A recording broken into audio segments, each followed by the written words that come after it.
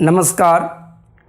अपने NEET crash course के पिछले लेक्चर में हम लोगों ने हीट एंड थर्मोडायनेमिक्स करना शुरू किया था स्टूडेंट्स के रिक्वेस्ट पर, और उसमें हम लोगों ने काइनेटिक थ्योरी ऑफ गैसेस की बात करनी शुरू की थी।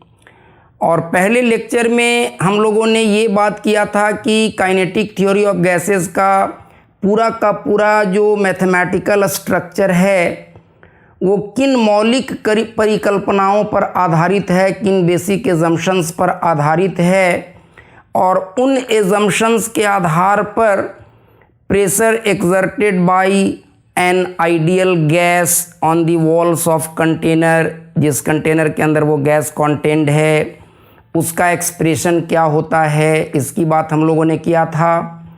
रूट मीन स्क्वायर स्पीड का एक्सप्रेशन क्या होता है आइडियल गैस के मॉलिक्यूल्स का, इसकी बात हम लोगों ने किया था। और जो प्रेशर का एक्सप्रेशन डिराइव किया गया था काइनेटिक थ्योरी ऑफ गैसेस के मॉडल के अंदर, उसके आधार पर हम लोगों ने काइनेटिक इंटरप्रिटेशन ऑफ टेम्परेचर की बात की थी कि गैस का टेम्परेचर किस तरह से गैस के मॉलिक्यूल्स के काइनेटिक एनर्जी से, ट्रांसलेशनल काइनेटिक एनर्जी से सीधा ताल्लुकात रखता है, किस तरह से गैस का टेम्परेचर जो है वो सीधे सीधे डिपेंड करता है गैस के मॉलिक्यूल्स के ट्रांसलेशनल काइनेटिक एनर्जी पर। काइनेटिक थ्योरी ऑफ गैसेस के एजम्पशंस में एक बात हम लोगों ने किया था, एक बात कही थी, एम्फेसाइज किया था कि एक एजम्पशन लिया गया था काइनेटिक थ्योरी ऑफ गैसेस में कि गैस के मॉलिक्यूल्स रैंडम मोशन करते रहते हैं, कोई भी प्रीफर्ड डायरेक्शन ऑफ मोशन नहीं होता है, ऑल डायरेक्शंस में मोशन की प्रोबेबिलिटी इक्वल होती है, और गैस के मॉलिक्यूल्स का स्पीड 0 से इन्फिनिटी के बीच कुछ भी हो सकता है। सेम मोमेंट ऑफ टाइम पर गैस के अलग अलग मॉलिक्यूल्स अलग अलग स्पीड्स से अलग अलग डायरेक्शंस में मोशन करते रहते हैं, और मोशन पूरी तरह से रैंडमाइज्ड होता है। लेकिन अगर हम ये अंदाज़ा लगाने की कोशिश करें कि किसी कंटेनर के अंदर में सपोज कीजिए हम लोग कुछ आइडियल गैस लिए हुए हैं, 0.1 मोल, 0.5 मोल, 1 मोल कोई आइडियल गैस लिए हुए हैं, तो large number of molecules of gas are there in the container. उतने सारे मॉलिक्यूल्स में से किसी गिवन टेम्परेचर पर किसी खास स्पीड से मोशन करने वाले मॉलिक्यूल्स कितने होंगे, अगर ये अंदाज़ा लगाना चाहें तो it seems to be a difficult job, a cumbersome job, और you can say it looks to be an impossible job, क्योंकि इतनी लार्ज नंबर ऑफ मॉलिक्यूल्स हैं, अलग अलग मॉलिक्यूल अलग अलग स्पीड से अलग अलग दिशाओं में मोशन कर रहे हैं। और उसमें अगर हम जानना चाहें कि 5 मीटर पर सेकेंड से मोशन करने वाले, 5 मीटर पर सेकेंड के स्पीड से मोशन करने वाले मॉलिक्यूल्स कितने होंगे, सो ये बड़ा मुश्किल काम है। एक एक मॉलिक्यूल के मोशन का ट्रैक रखना ये बहुत ही मुश्किल काम है। लेकिन आपको ये जान करके आश्चर्य होगा, या यूं कहें एक सुखद अनुभूति होगी कि मैक्सवेल ने स्टैटिस्टिकल प्रोबेबिलिटी के थ्योरी का हेल्प लेकर के और उसी काइनेटिक थ्योरी के मॉडल को यूज़ करते हुए उसमें थोड़ा सा स्टैटिस्टिकल प्रोबेबिलिटी लगा करके और ये निकालने की कोशिश किया कि किसी गिवन टेम्परेचर पर अगर कोई कंटेनर है, कंटेनर के अंदर गैस लिए हुए हैं और गैस का total number of molecules n है, जैसे अगर हम कह दिए कि 0.5 मोल गैस है तो हमें पता है टोटल नंबर ऑफ मॉलिक्यूल्स कितने हैं, उतने मॉलिक्यूल्स में से कितने मॉलिक्यूल ऐसे होंगे जिनका स्पीड किसी गिवन मोमेंट ऑफ टाइम पर किसी गिवन टेम्परेचर पर v से v प्लस dv के बीच लाई कर रहा होगा। एक तरह से अगर आप बारीकी से इसको सोचने की कोशिश करें तो मैक्सवेल ने ये पता कर दिया कि किसी गिवन टेम्परेचर पर अगर टोटल n मॉलिक्यूल्स हैं कंटेनर के अंदर गैस के, उसमें से कितने मॉलिक्यूल ऐसे हैं जो v स्पीड से मोशन कर रहे हैं। एक पर्टिकुलर स्पीड से मोशन करने वाले मॉलिक्यूल की संख्या एक तरह से उन्होंने डिटरमिन कर दिया, उसके लिए एक मैथमेटिकल एक्सप्रेशन डिराइव कर दिया। कैसे? अगर हम कहते हैं v से v प्लस dv के बीच के स्पीड से मोशन करने वाले मॉलिक्यूल्स की संख्या, और अगर ये dv बहुत स्मॉल ले लें, इतना स्मॉल कि इट्स लिमिट टेंड्स टू 0, जैसे हम मान लें 5 मीटर पर सेकेंड से 5.05 मीटर पर सेकेंड के बीच के स्पीड से मोशन करने वाले मॉलिक्यूल की संख्या डिटरमिन करते हैं, तो एक तरह से आप ये समझ सकते हैं कि आप मोटा मोटी 5 मीटर पर सेकेंड से मोशन करने वाले मॉलिक्यूल्स कितने हैं, इनकी संख्या आपने निकाल लिया।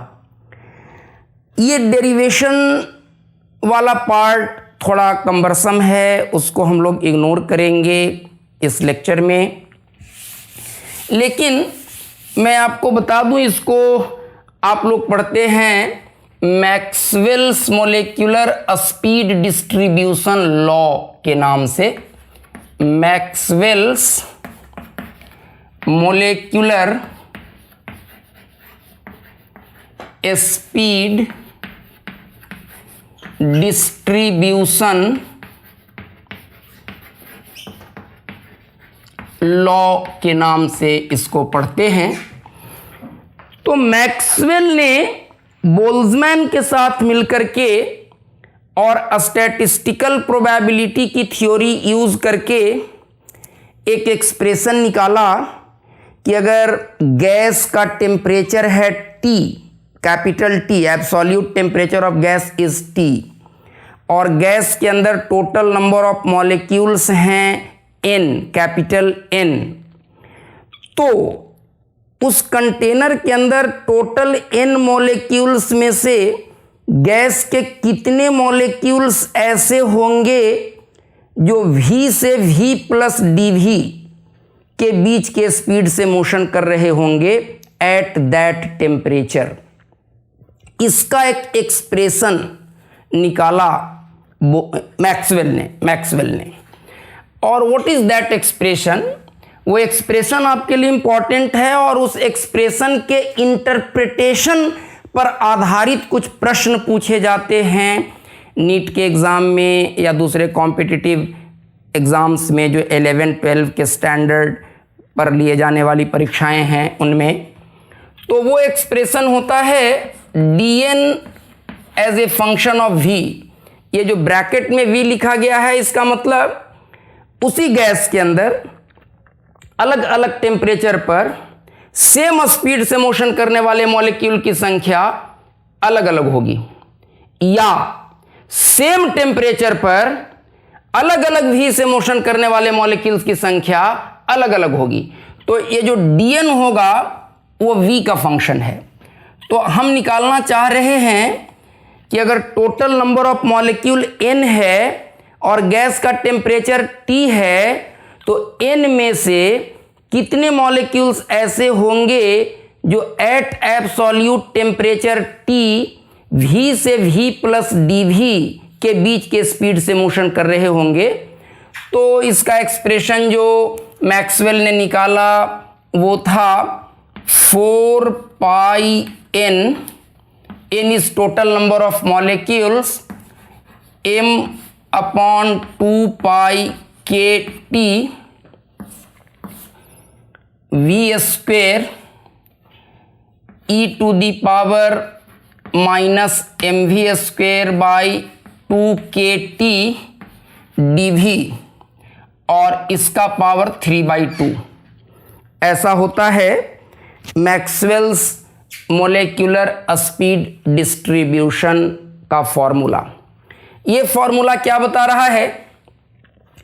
n है total number of molecules of gas in the container, m है गैस के एक मॉलिक्यूल का मास, गैस के एक मॉलिक्यूल का मास, k is Boltzmann constant, T is absolute temperature of gas, और V और dV वही है कि V से V प्लस dV के बीच के स्पीड से मोशन करने वाले मॉलिक्यूल्स की संख्या। तो अगर टोटल नंबर ऑफ मॉलिक्यूल्स इतने हैं तो एट टेम्परेचर T इतने में से इतने मॉलिक्यूल्स ऐसे होंगे जिनका स्पीड V से V प्लस dV के बीच लाई कर रहा होगा। अब इस एक्सप्रेशन को ज़रा हम लोग इंटरप्रेट करें। अगर उस dV को हम लोग इधर ले आएं तो इसको लिख सकते हैं dN/dV। तो इसी को कहते हैं, जो dV को अगर आप लेफ्ट हैंड साइड में ले आएंगे तो जो dN/dV मिलेगा, इसको यूजुअली हम लोग लिखा करते हैं FV, और FV को बोला करते हैं Maxwell's molecular speed distribution function. तो ये हो जाता है 4 pi n m upon 2 pi k t to the power 3/2 v square e to the power minus mv square by 2 kt, and this fv is called Maxwell's molecular speed distribution function, speed distribution function इसे कहा जाता है। अब देखिए 2 3 4 बातें हैं। सबसे पहली बात तो ये है कि Maxwell's molecular speed distribution function ये टेम्परेचर डिपेंडेंट है। सेम स्पीड भी, सेम स्पीड का रेंज लें, सेम V से V प्लस dV के बीच के स्पीड से मोशन करने वाले मॉलिक्यूल्स की संख्या अलग अलग टेम्परेचर्स पर अलग अलग होगी। अगर V आप सेम रखिए, V सेम रखिए, गैस के मॉलिक्यूल का मास सेम रहेगा, बोल्ट्जमान कांस्टेंट सेम है, total number of molecule same है, हर कुछ सेम है, लेकिन T बदल दीजिए। तो जब T बदल देंगे तो dN बदल जाएगा या FV बदल जाएगा। मीन्स सेम स्पीड से मोशन करने वाले मॉलिक्यूल्स की संख्या अलग अलग टेम्परेचर पर अलग अलग होगी। तो पहली बात यह है कि मैक्सवेल्स मोलेक्युलर डिस्ट्रीब्यूशन फंक्शन जो है FV, it is temperature dependent. ये टेम्परेचर डिपेंडेंट है। टेम्परेचर डिपेंडेंट कहने का मतलब सेम कंटेनर के अंदर सेम गैस के मॉलिक्यूल्स में सेम स्पीड से मोशन करने वाले मॉलिक्यूल्स की संख्या अलग अलग टेम्परेचर पर अलग अलग मिलेगी। दूसरी बात देखिए, जब बहुत कम स्पीड के रेंज में आप जाते हैं, when v is very very small, तो ये एक्सपोनेंशियल वाला टर्म एक्सप्रेस नहीं हो पाता है। This term remains very small और ये टर्म डोमिनेट करता है। When v is very small, बहुत स्मॉल वेलोसिटी रेंज की बात जब करते हैं, बहुत स्मॉल स्पीड के रेंज में जब आप जाते हैं, व्हेन v टेंड्स टू 0, तो जब तक v बहुत कम होता है तब तक ये वाले टर्म के ऊपर ये वाला टर्म डोमिनेट करेगा, ये एक्सप्रेस्ड नहीं हो पाएगा। बट एज v इंक्रीजेज, जैसे जैसे ज़्यादा स्पीड से मोशन करने वाले मॉलिक्यूल्स की बात करना आप शुरू करते हैं, तो v जैसे जैसे बढ़ता है तो ये टर्म इंपॉर्टेंट होता चला जाता है, और एक सर्टेन v के बाद ये टर्म अपने आप को प्रोमिनेंटली एक्सप्रेस करने लगता है, और जो ग्राफ मिलेगी FV की v के साथ, वो मुख्य रूप से इसके तरह का होगा, एक्सपोनेंशियल वेरिएशन उसका होगा, इसको सुपरसीड कर जाता है ये।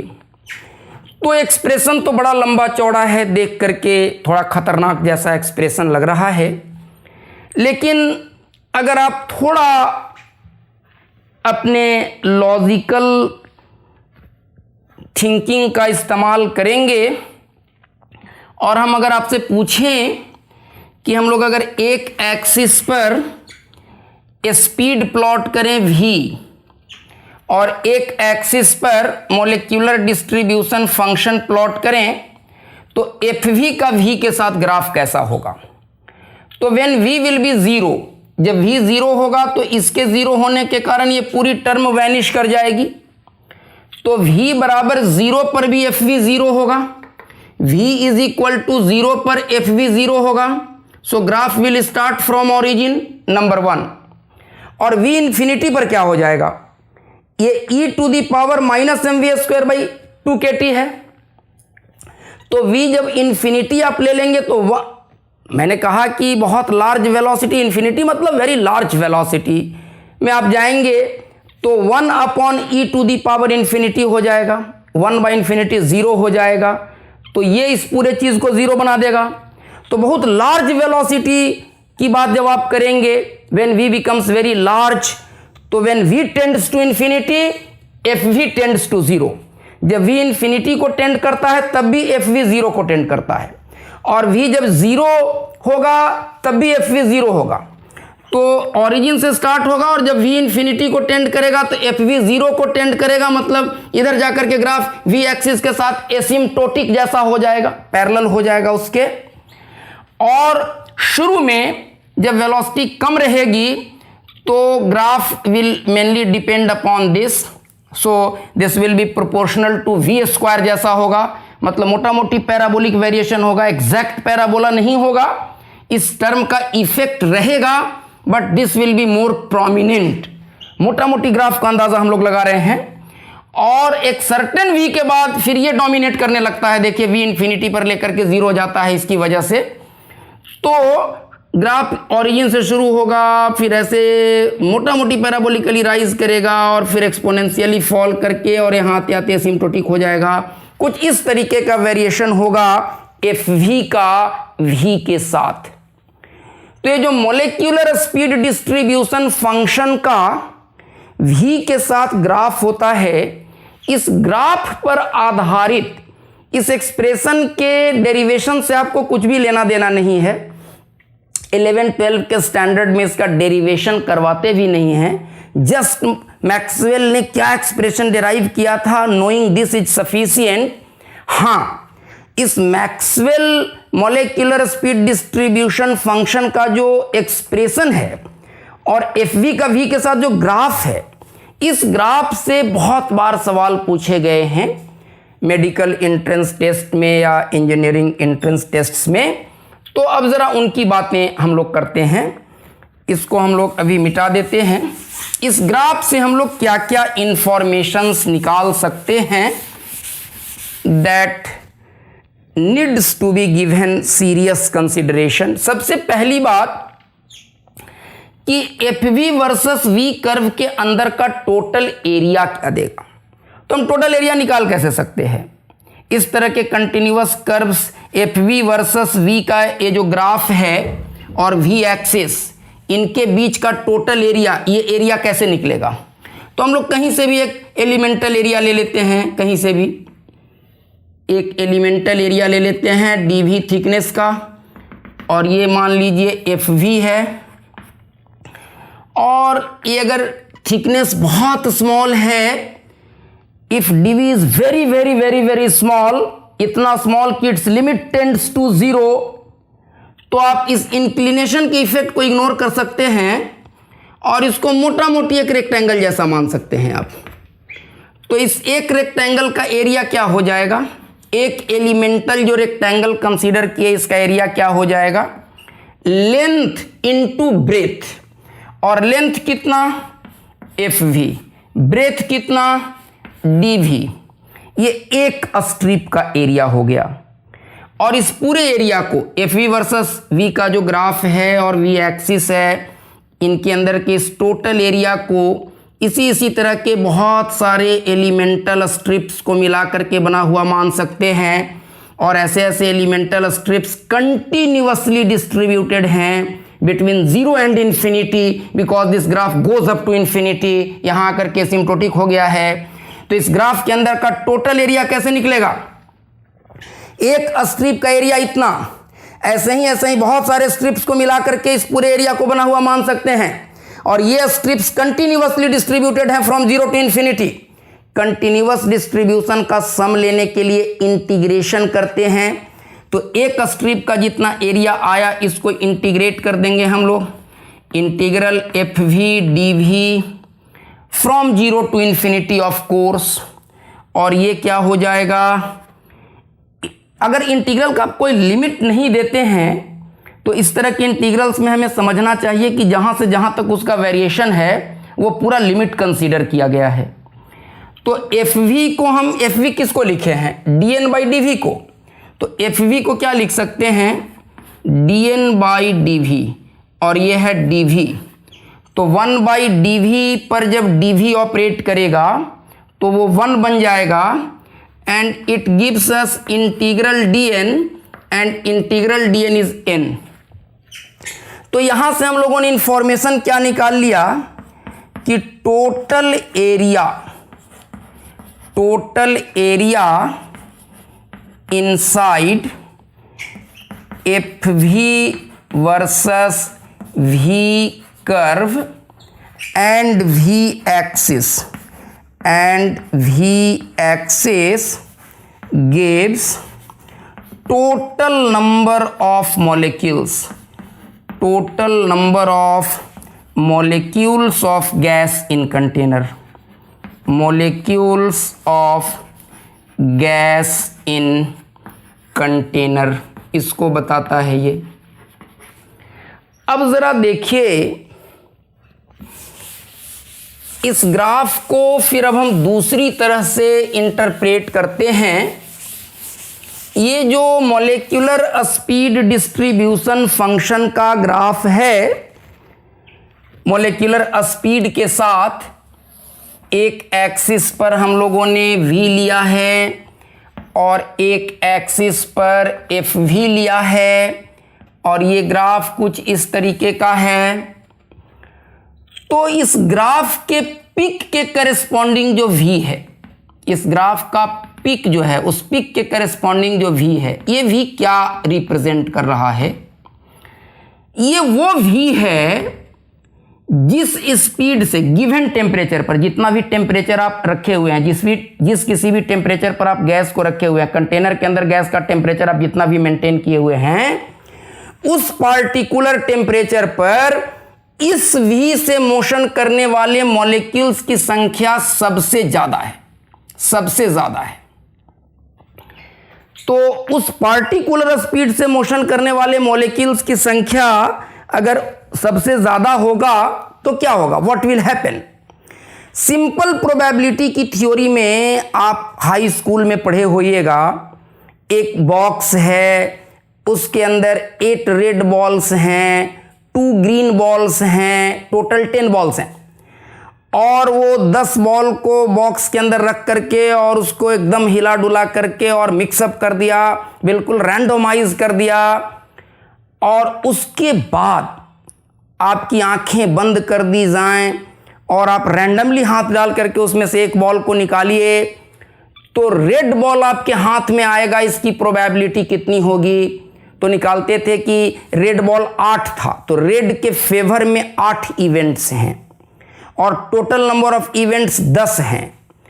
तो number of favourable events divided by total number of events, तो 8/10 और इंटू 100, 80% प्रोबेबिलिटी है कि आपके हाथ में रेड बॉल आएगा और मात्र 20% प्रोबेबिलिटी है कि आपके हाथ में ग्रीन बॉल आएगा। तो अगर इस पार्टिकुलर स्पीड से मोशन करने वाले मॉलिक्यूल्स की संख्या सबसे ज्यादा है, जितने मॉलिक्यूल्स हैं कंटेनर के अंदर उसमें से सबसे ज्यादा नंबर में मॉलिक्यूल इसी पर्टिकुलर स्पीड से मोशन कर रहे हैं, तो उसमें से किसी एक मॉलिक्यूल को अगर रैंडमली पिक करें तो इस बात की प्रोबेबिलिटी बहुत ज्यादा होगी कि शायद वो इसी स्पीड से मोशन करने वाला मॉलिक्यूल अपने को मिलने वाला है। इसलिए इसको कहते हैं मोस्ट प्रोबेबल स्पीड। क्या बोलते हैं इसको? मोस्ट प्रोबेबल स्पीड, और इसको वीपी से रिप्रेजेंट करते हैं। And what is this VP? VP represents most probable speed, most probable speed. अब देखिए, ये जो आपका ग्राफ है, ये ग्राफ वीपी के दोनों तरफ सिमेट्रिक नहीं है। वीपी के लेफ्ट तो ये ग्राफ ओरिजिन पर आकर के कन्वर्ज कर गया है, लेकिन वीपी के राइट ये इन्फिनिटी तक जा रहा है, एसिम्प्टोटिक है। तो वीपी के लेफ्ट पार्ट का ग्राफ के अंदर का एरिया, एफ वी का वी के साथ ग्राफ और वी एक्सिस के बीच का एरिया, दोनों के अंदर का area to the left of v p, मतलब ये वाला एरिया, उसके राइट का जो एरिया होगा, एफ वी का वी के साथ ग्राफ और वी एक्सिस के अंदर का total area to the right of v p, height दोनों तरफ सेम है, इधर ये ओरिजिन पर कन्वर्ज कर गया और उधर वो इन्फिनिटी तक जा रहा है, तो दिस एरिया विल बी मोर। और अभी हम लोगों ने देखा है कि इस ग्राफ और इस एक्सिस के अंदर का area total number of particles देता है। इसका मतलब यह हुआ कि वीपी से ज्यादा स्पीड से मोशन करने वाले मॉलिक्यूल्स की संख्या ज्यादा है। किसी भी गिवन टेम्परेचर पर वीपी से ज्यादा स्पीड से, सबसे ज्यादा मॉलिक्यूल तो इस स्पीड से मोशन कर रहे होंगे। अब जितने मॉलिक्यूल्स बच गए, इस स्पीड से मोशन करने वाले मॉलिक्यूल्स के अलावा जितने मॉलिक्यूल्स बच गए, उसमें से ज्यादातर मॉलिक्यूल इससे ज्यादा स्पीड से मोशन करने वाले होंगे। वीपी से ज्यादा स्पीड से मोशन करने वाले मॉलिक्यूल्स की संख्या ज्यादा है, क्योंकि वीपी के राइट का एरिया ज्यादा है, और वीपी से कम स्पीड से मोशन करने वाले मॉलिक्यूल्स की संख्या कम है, क्योंकि वीपी के लेफ्ट का एरिया कम है। तो अगर एक क्लासरूम में 10 स्टूडेंट्स हैं और 5 फीट 5 इंच से ज्यादा हाइट वाले स्टूडेंट्स ज्यादा हैं और कम हाइट वाले स्टूडेंट्स कम हैं, तो एवरेज किधर जाएगा? ज्यादा वाले की तरफ जाएगा।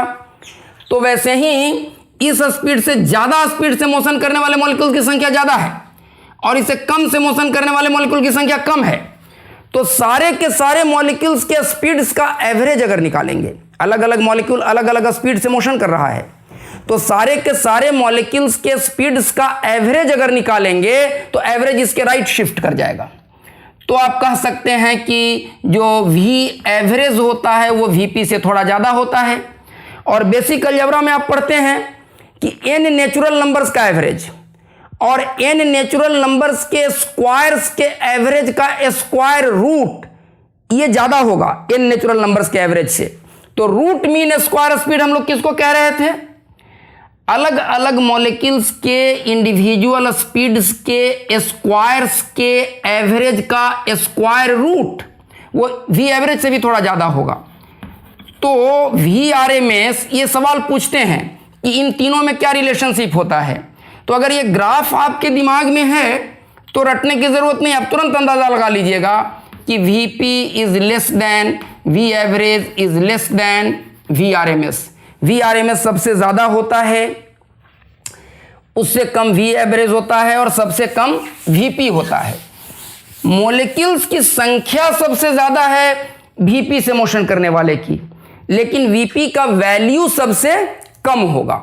और काइनेटिक थ्योरी ऑफ गैसेस में हम लोग इन सब का एक्सप्रेशंस भी निकालते हैं। तो आपको याद होगा, अगर एक मॉलिक्यूल का बात आप करें तो वीपी ये होता है अंडर रूट 2kT, के is Boltzmann constant, 2kT/m, m is mass of one molecule.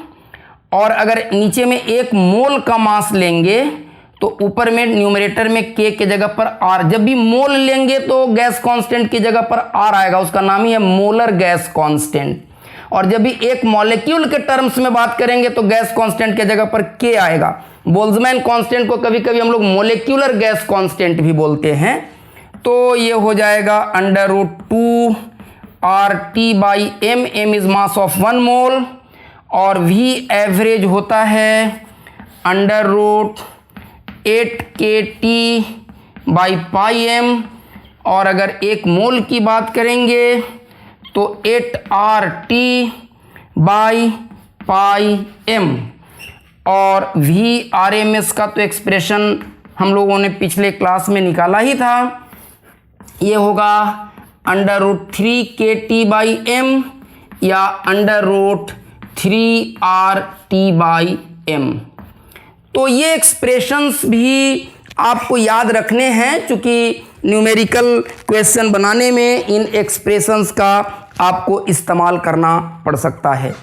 एक चीज़ हम लोग इस Maxwell's molecular speed distribution function का मॉलिक्यूलर स्पीड के साथ जो ग्राफ है, इसको लेकर के हम लोग एक डिस्कशन और करना चाहेंगे।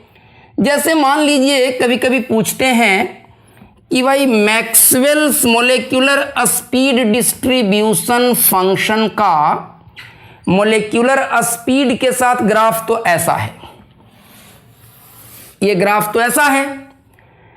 अगर हम गैस का टेम्परेचर बढ़ा दें, वही गैस है, उसी कंटेनर में वही गैस है, उतने ही मॉलिक्यूल्स हैं, सब कुछ सेम है, सारे पैरामीटर सेम हैं, लेकिन अब कंटेनर का टेम्परेचर बढ़ा दिया, गैस का टेम्परेचर बढ़ा दिया, तो इस ग्राफ का नेचर कैसे बदलेगा।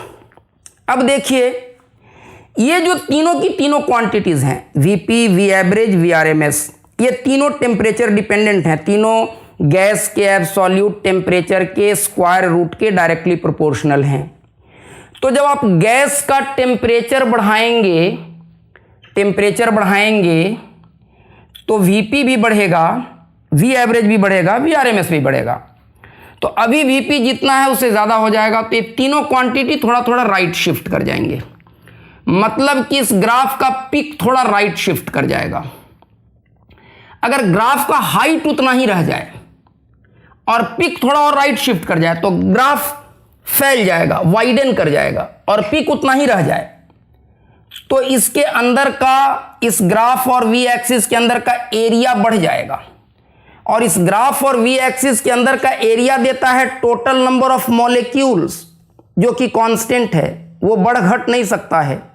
टोटल नंबर ऑफ मॉलिक्यूल्स को कांस्टेंट रहना है, तो ग्राफ के अंदर का एरिया तो चेंज कर ही नहीं सकता है। लेकिन जब आप टेम्परेचर बढ़ाएंगे तो ये तीनों तो बढ़ेंगे ही बढ़ेंगे, इसलिए क्या होगा, ये तीनों बढ़ेगा तो ग्राफ का पिक तो थोड़ा राइट शिफ्ट करेगा, लेकिन पिक का हाइट थोड़ा कम हो जाएगा, पिक का हाइट थोड़ा कम हो जाएगा, सो दैट कि ग्राफ के अंदर का एरिया जितना था उतना ही रह जाए, total area inside f v versus v curve वो न बदले, क्योंकि total number of molecules change कर ही नहीं सकता है।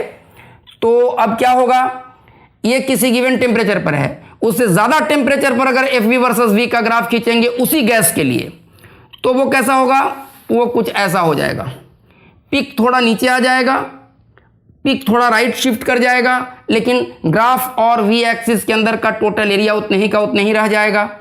अगर उससे भी ज़्यादा टेम्परेचर पर आप ग्राफ खींचेंगे तो और ही ऐसा हो जाएगा। अगर ये T1 टेम्परेचर पर है, ये T2 टेम्परेचर पर है और ये T3 टेम्परेचर पर है, तो ऐसा 3 ग्राफ खींच देंगे, बोलेंगे Maxwell's molecular speed distribution function का मॉलिक्यूलर स्पीड के साथ 3 अलग अलग टेम्परेचर्स पर जो ग्राफ खींचा गया है वो ऐसा है। बताइए T1, T2, T3 में क्या रिलेशन है। तो हम कह सकते हैं T1 is less than T2 is less than T3। तो जैसे जैसे टेम्परेचर बढ़ाएंगे ग्राफ के पिक का हाइट घटेगा और पिक थोड़ा राइट शिफ्ट करेगा, और इसका क्या लॉजिक है ये हमने आपको सिखाने की कोशिश किया। एक कॉन्सेप्ट हम लोग इसमें और डेवलप करना चाहेंगे। ये सारी बातें अभी तक जो हम लोग कर रहे थे वो वैसे गैसेस के लिए जो काइनेटिक थ्योरी ऑफ गैसेस के एजम्पशन को पूरी तरह से ओबे करते हैं या करते हुए माने जाते हैं, तो वैसे गैसेस जो काइनेटिक थ्योरी ऑफ गैसेस के एजम्पशन को ओबे करते हैं, they are called ideal gases और परफेक्ट गैसेस। लेकिन वान डर वाल ने एक एक्सपेरिमेंट किया और उसमें देखिए, अगर गैस आइडियल है, if the gas is ideal, तो अगर आइडियल गैस है तो आइडियल गैस की इक्वेशन ऑफ स्टेट को ओबे करेगा। हम 1 मोल गैस अगर ले लें तो PV is equal to RT होगा, PV is equal to RT होगा। अब अगर कांस्टेंट टेम्परेचर पर, हम गैस के टेम्परेचर को कांस्टेंट मेंटेन करवा करके रखते हैं, थर्मोस्टेट लगा करके कंटेनर के अंदर गैस के टेम्परेचर को कांस्टेंट मेंटेन करवा करके रखते हैं, T को बदलने नहीं देते हैं, और R तो कांस्टेंट है ही, तो right hand side is constant, तो P into V should be constant. अगर P और V का प्रोडक्ट कांस्टेंट है, और तब अगर एक एक्सिस पर हम लोग आइदर P या V दोनों में से किसी एक थर्मोडायनेमिक कोऑर्डिनेट को प्लॉट करें, किसी एक वेरिएबल को प्लॉट करें, और दूसरे एक्सिस पर दोनों के प्रोडक्ट को प्लॉट करें, तो हम P कुछ भी लें, V कुछ भी लें, ये ग्राफ खींचे at constant temperature, at constant temperature, इस ग्राफ को खींचते हैं एट कांस्टेंट टेम्परेचर। तो हम P कुछ भी लें, V कुछ भी लें, टेम्परेचर अगर कांस्टेंट है तो दोनों का प्रोडक्ट ऑलवेज सेम मिलेगा। अगर P बढ़ाएंगे तो V घटेगा, P घटाएंगे तो V बढ़ेगा। ये दोनों ऐसे चेंज करेंगे कि इनका प्रोडक्ट हर हालत में सेम आएगा, वो कम ज्यादा हो ही नहीं सकता, बदल ही नहीं सकता, कांस्टेंट है वो प्रोडक्ट। फॉर एनी P और any V, PV will always be same at constant temperature if the gas is ideal. तो अगर आइडियल गैस होगा तो PV का P या V के साथ ग्राफ ऐसा मिलना चाहिए था, लेकिन बहुत सारे गैसेस के लिए ये ग्राफ खींचा गया, हाइड्रोजन के लिए, ऑक्सीजन के लिए, नाइट्रोजन के लिए, एयर के लिए, कार्बन डाइऑक्साइड के लिए, और this is surprising to know कि एक भी गैस का PV का P या V के साथ ग्राफ इस वाले ग्राफ के साथ एग्री नहीं किया। किसी का ग्राफ ऐसा आ गया, किसी का ग्राफ ऐसा आ गया, किसी का ऐसा आ गया, किसी का ऐसा आ गया। यहां से हम लोगों ने क्या कंक्लूजन ड्रॉ किया कि निश्चित रूप से ये इक्वेशन ओबेड नहीं हो रहा है।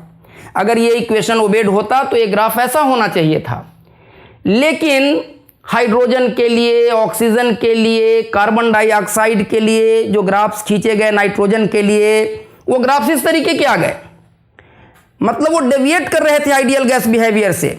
और इसके आधार पर वान डर वाल ने कहा कि साहब most of the gases practically वो आइडियल गैस होते नहीं हैं, आइडियल गैस की तरह बिहेव नहीं करते हैं। और आइडियल गैस के लिए जो 2 एजम्पशंस आप लेते हैं कि गैस नॉन इंटरैक्टिंग मॉलिक्यूल्स का होगा, अगर गैस के 2 मॉलिक्यूल्स बिल्कुल एक दूसरे के अगल बगल भी हैं तो वो एक दूसरे के साथ इंटरैक्ट नहीं करेंगे, एक दूसरे पर कोई फोर्स नहीं लगाएंगे, वो नॉन इंटरैक्टिंग होता है। ये बिल्कुल गलत है। गैस के मॉलिक्यूल्स ऑलवेज एक दूसरे के साथ इंटरैक्ट करते रहते हैं। उनके इंटरमॉलिक्यूलर इंटरैक्शन को वो इतना अप्रिसिएबल होता है कि आप उसको नेग्लेक्ट नहीं कर सकते। So all the time the molecules of a gas are interacting with one another. Number 1. Number 2, जो आप ये मान लेते हैं कि गैस के molecules just like point masses हैं, उनका अपना कोई फाइनाइट शेप एंड साइज नहीं है, और गैस के एक मॉलिक्यूल का वॉल्यूम गैस के वॉल्यूम के तुलना में नेग्लिजिबल है, ये भी गलत है। मॉलिक्यूल का वॉल्यूम बहुत कम है, वो अलग मामला है, लेकिन उसका एक फाइनाइट एप्रिसिएबल वॉल्यूम है, it can not be neglected. Molecules have finite shape and size. अब डाइएटॉमिक मॉलिक्यूल है तो 2 एटम बॉन्ड लेंथ के बराबर सेपरेशन से सेपरेटेड होंगे। बाद में जब आप मॉलिक्यूलर फिजिक्स पढ़ते हैं तो rotational kinetic energy of molecule, vibrational energy और रोटेशनल वाइब्रेशनल स्पेक्ट्रा और इलेक्ट्रॉनिक स्पेक्ट्रा और तमाम तरह की बातें करते हैं, और उसमें मॉलिक्यूल का फाइनाइट शेप एंड साइज और मोमेंट ऑफ इनर्शिया और हर कुछ कंसीडर करते हैं। तो प्रैक्टिकली आप अपने मैथमेटिक्स को सिंप्लीफाई करने के लिए, एक खास पर्पस के लिए, उसको भले ही पॉइंट मास की तरह अप्रॉक्सीमेट कर दें, बट प्रैक्टिकली गैस के मॉलिक्यूल्स का फाइनाइट शेप एंड साइज होता है, उसका एक अपना वॉल्यूम होता है, आप उसके वॉल्यूम को नेग्लेक्ट नहीं कर सकते, वो एप्रिसिएबली लार्जर होता है, it can not be neglected. तो दो आइडियल गैस का जो इक्वेशन ऑफ अ स्टेट है, अगर 1 मोल की बात करें तो PV is equal to RT और n मोल की बात करें तो PV is equal to nRT। तो आइडियल गैस के इक्वेशन ऑफ अ स्टेट को most of the gases obey नहीं करता है। तो गैसेस के इक्वेशन ऑफ अ स्टेट में मॉडिफिकेशन करने की जरूरत है। They do not obey the equation of a state of an ideal gas because they are not ideal gas. They do not satisfy the conditions for the gas to be an ideal gas. Molecules interact with one another. Molecules have finite shape and size. Molecules have finite measurable volume. So we cannot neglect them. And the gases are not ideal. ये gases real gases कहलाते हैं। और wander वाल ने real gases किस तरह के equation of a state को ओबे करेंगे उसके लिए एक एक्सप्रेशन दिया जिसको कहते हैं van der Waals equation of a state. Van der Waals equation of a state, equation of a state for real gases, for real gases. तो इन्होंने 2 करेक्शन सजेस्ट किया। पहला करेक्शन इन्होंने सजेस्ट किया correction for intermolecular interaction, intermolecular interaction. और इसमें इन्होंने क्या कहा, जैसे मान लीजिए एक कंटेनर है, क्यूबिकल कंटेनर है, उसके अंदर एक गैस लिए हुए हैं आप, तो वो मॉलिक्यूल जो डीप इनसाइड कंटेनर है, जो अपने चारों तरफ से आइडेंटिकल मॉलिक्यूल से सराउंडेड है, तो मॉलिक्यूल्स इंटरैक्ट कर रहे होते हैं, तो इसके चारों तरफ दूसरे गैस के मॉलिक्यूल सिमेट्रिकली डिस्ट्रीब्यूटेड होंगे। अगर इधर कोई मॉलिक्यूल है तो इधर भी होगा, इधर है तो इधर भी होगा, इधर है तो इधर भी होगा, इधर है तो इधर भी होगा। और ये सारे मॉलिक्यूल, ये इसको जितना फोर्स इधर खींचेगा ये उतना ही फोर्स इधर खींचेगा, ये इधर खींचेगा ये इधर खींचेगा। तो ऐसे मॉलिक्यूल्स पर तो नेट फोर्स 0 होता है, उस पर कोई नेट फोर्स नहीं लगता है और वो बिल्कुल रैंडम मोशन करने के लिए फ्री होते हैं। लेकिन वो मॉलिक्यूल्स जो कंटेनर के वॉल के साथ जस्ट कोलाइड करने वाले होते हैं, तो उनके एक हाफ में गैस के मॉलिक्यूल्स हैं और दूसरे हाफ में नहीं है, दूसरे हाफ में गैस के मॉलिक्यूल्स नहीं हैं। तो ये इधर अट्रैक्ट करेगा, ये यहाँ वाला मॉलिक्यूल इधर अट्रैक्ट करेगा, यहाँ वाला मॉलिक्यूल इधर करेगा। इन सब के फोर्सेस का अगर एक कंपोनेंट्स ले लें तो इसका इधर इधर, इसका एक कंपोनेंट इधर, एक कंपोनेंट इधर, तो ये सब तो ऐड करके 0 हो जाएगा। और इंटरमॉलिक्यूलर इंटरैक्शन को कंसीडर करने के कारण क्या होगा कि कंटेनर के वॉल को कोलाइड करने के जस्ट पहले हर मॉलिक्यूल पर एक फोर्स लगता है उसके वेलोसिटी के अपोजिट, जिसके कारण वो रिटार्ड करता है। और अगर ये मॉलिक्यूलर इंटरैक्शन नहीं होता तब जितना मोमेंटम से वो वॉल को स्ट्राइक करता, अब कंपैरेटिवली उससे कम मोमेंटम से स्ट्राइक करेगा। और change in momentum per second due to frequent collision of molecules with the wall of the container अब कम होगा। आइडियल गैस के केस में इंटरमॉलिक्यूलर इंटरैक्शन नहीं होने पर जितने मोमेंटम से वो कोलाइड करता, इंटरमॉलिक्यूलर इंटरैक्शन होने पर उससे कम मोमेंटम से कोलाइड करेगा। तो प्रेशर के टर्म में थोड़ी कमी आ जाएगी। आइडियल गैस होने पर वो जितना प्रेशर एक्सर्ट करता, रियल गैस होने पर, इंटरमोलिक्यूलर इंटरेक्शन को कंसीडर करने पर उससे थोड़ा कम प्रेशर एक्सर्ट करेगा। तो जो आइडियल गैस का इक्वेशन ऑफ स्टेट अगर 1 मोल गैस के लिए बात करें तो PV is equal to RT है। तो इन्होंने कहा कि नहीं, इससे थोड़ा कम प्रेशर ये एक्सर्ट करेगा और प्रेशर के टर्म में कुछ चेंज लाना पड़ेगा। तो ये जो प्रेशर में रिडक्शन होगा वो 2 बातों पर डिपेंड करेगा। प्रेशर में रिडक्शन एक तो डिपेंड करता है कि जैसे कोई एक मॉलिक्यूल कोलाइड करने के लिए जा रहा है तो वॉल से जब वो जस्ट टू कोलाइड की स्थिति में होता है तो पर यूनिट वॉल्यूम में कितने ज़्यादा मॉलिक्यूल उसको पीछे खींच रहे होते हैं। जितना ज़्यादा मॉलिक्यूल पीछे खींच रहा होगा उसके प्रेशर में रिडक्शन उतना ही ज़्यादा होगा। तो एक तो कि प्रेशर में रिडक्शन डिपेंड करता है number of molecules in per unit volume pulling a molecule towards it just before collision, और दूसरा ये डिपेंड करता है कि पर यूनिट वॉल्यूम में कितना मॉलिक्यूल पर सेकंड कोलाइड करने वाला था। अगर जितना ज्यादा मॉलिक्यूल पर सेकंड कोलाइड करता और सब का मोमेंटम थोड़ा थोड़ा घट गया तो नेट रिडक्शन इन मोमेंटम ज्यादा होगा। तो दूसरा ये डिपेंड करता है नंबर ऑफ मॉलिक्यूल्स, ये दोनों नंबर बराबर हो ये जरूरी नहीं है, number of molecules in per unit volume which are going to collide with the wall per second. तो इन दोनों को मिला दीजिएगा तो delta P is proportional to n dashed by V square where V is volume, और delta P is equal to A dashed n dashed by V square, और इस पूरे कांस्टेंट को कोई एक कांस्टेंट अगर ले लें तो delta P is equal to A by V square. तो अब ये जो प्रेशर होगा वो P नहीं होगा, P minus A by V square होगा, and it should be equal to RT by V। और ऐसा कब होगा? ऐसा तब होगा जब हम लोग, या V को आप इधर भी रहने दे सकते हैं, P minus A by V square into V is equal to RT। ऐसा कब होगा? जब हम लोग इंटरमोलिक्यूलर इंटरेक्शन को कंसीडर किए हैं लेकिन अभी तक फाइनाइट शेप एंड साइज की बात नहीं किए हैं।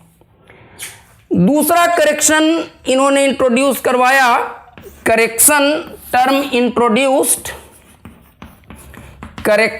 Introduced for finite shape and size of molecules. और इसमें देखिए एक बात आम तौर पर स्टूडेंट्स नहीं समझते हैं या गलत धारणा बैठाए रखते हैं, ये आइडियल गैस के इक्वेशन ऑफ अ स्टेट में जो V है, ये V, what is this V? अगर आप किसी से भी ये सवाल पूछेंगे कि व्हाट इज दिस V, तो वो सीधे आपको बोलेंगे वॉल्यूम ऑफ कंटेनर। लेकिन आइडियल गैस के केस में वो सही हो जाता है, वो दूसरी बात है।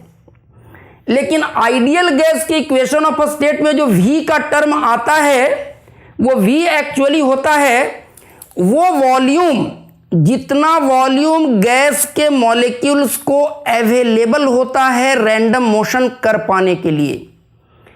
अगर आप काइनेटिक थ्योरी ऑफ गैसेस को गहराई से पढ़ेंगे तो जो V है PV is equal to nRT या PV is equal to RT में, वो जो V है वो क्या है? उतना वॉल्यूम, जितना वॉल्यूम गैस के मॉलिक्यूल्स को अवेलेबल होता है कंटेनर के अंदर रैंडम मोशन कर पाने के लिए। तो आइडियल गैस के केस में चूंकि मॉलिक्यूल्स को पॉइंट मासेस मानते हैं तो कंटेनर का पूरा वॉल्यूम ही उसको अवेलेबल हो जाता है रैंडम मोशन कर पाने के लिए, और इसलिए आइडियल गैस के केस में V को आप वॉल्यूम ऑफ कंटेनर भी कह देते हैं तो कोई गलती नहीं होती है।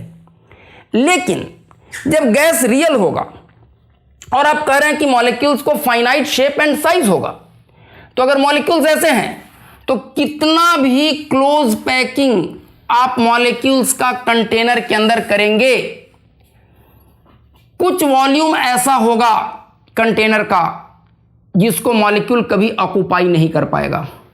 तो अगर कंटेनर का वॉल्यूम है V, तो कंटेनर का पूरा वॉल्यूम, पूरा V वॉल्यूम मॉलिक्यूल्स को रैंडम मोशन कर पाने के लिए कभी अवेलेबल होगा ही नहीं।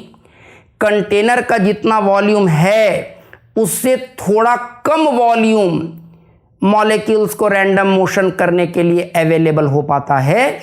और कितना कम वॉल्यूम, उसको अगर B लिखें तो V should be replaced by V minus B। ये कंटेनर का वॉल्यूम है। इतना वॉल्यूम अवेलेबल होता जब वो आइडियल गैस होता, तब इतना अवेलेबल होता जब वो आइडियल गैस होता तब। तो कंटेनर का वॉल्यूम अगर V है और इतना वॉल्यूम उसको मिलता जब वो आइडियल गैस होता तब, लेकिन मॉलिक्यूल्स को फाइनाइट शेप एंड साइज होने के कारण इतना कम वॉल्यूम अवेलेबल हो पाता है उसको रैंडम मोशन करने के लिए। तो हम लोगों को क्या करना चाहिए, इसको दो तरह से लिखते हैं। आप ये जो वंडर वाली इक्वेशन ऑफ फर्स्ट एड किताबों में लिखा देखेंगे ना, वो दो तरह से लिखा देखेंगे। तो आगे चल के बीएससी वगैरह के क्लासेस में थोड़ा दूसरे तरह से लिखते हैं। आप लोगों के क्लासेस में इसको यूजुअली ऐसे लिखते हैं कि PV is equal to RT है ना, तो P को क्या लिखते हैं, RT बाई V। इतना प्रेशर कौन एक्सर्ट करता, आइडियल गैस। लेकिन अगर रियल गैस है तो कितना एक्सर्ट करेगा, इससे थोड़ा कम। आइडियल गैस होने पर जितना एक्सर्ट करता उससे थोड़ा कम। तो अगर रियल गैस के एक्सर्टेड प्रेशर को हम स्मॉल p लिखें तो वो हो जाएगा RT बाई V, और कितना कम, minus A by V square. इस तरह से लिखते हैं। यहां अगर आइडियल गैस वाला प्रेशर रहने दीजिएगा तो P minus A by V square हो जाएगा, और यहां अगर रियल गैस वाला प्रेशर लिखिएगा तो देखिए कैसे हो जाएगा। ये अगर रियल गैस के प्रेशर को स्मॉल p लिखते हैं तो इसको इधर ले आइए, इसको कहते हैं हर्न्स इक्वेशन। तो ये हो जाएगा small p plus A by V square is equal to RT by V। तो V को अगर इधर ले आइए into V is equal to RT, ऐसा हो जाएगा। और जब मॉलिक्यूल्स के फाइनाइट शेप एंड साइज का कंसीडरेशन करेंगे तब हम ये बोलेंगे कि कंटेनर का पूरा वॉल्यूम तो कभी अवेलेबल होगा ही नहीं गैस के मॉलिक्यूल्स को रैंडम मोशन करने के लिए। तो अब जो एक्चुअल वॉल्यूम मॉलिक्यूल को अवेलेबल हो रहा है वो कितना, तो P plus A by V square into इससे थोड़ा कम, कितना कम, इतना कम, V minus B is equal to RT। और इसको कहते हैं van der Waals equation of a state for real gases for 1 mole of gas, इसको कहते हैं। इसमें ध्यान रखना है, ये जो P है वो रियल गैस का प्रेशर है, और ये V है कंटेनर का वॉल्यूम, और ये उतना वॉल्यूम है जितना वॉल्यूम गैस के मॉलिक्यूल को अवेलेबल नहीं हो पाता है कंटेनर के अंदर रैंडम मोशन कर पाने के लिए।